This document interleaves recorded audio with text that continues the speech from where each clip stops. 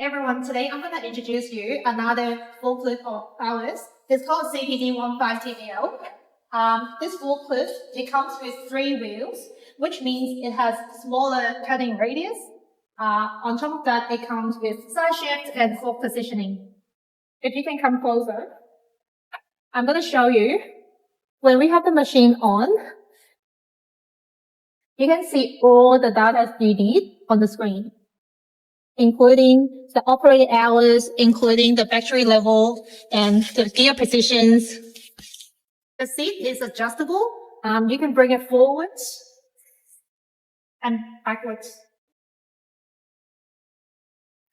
This is the emergency button. If anything happens, once you press the emergency button, the machine will shut down.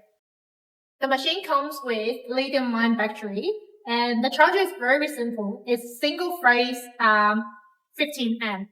This demo machine comes with solid tires. However, you can upgrade your tires to non-marking tires.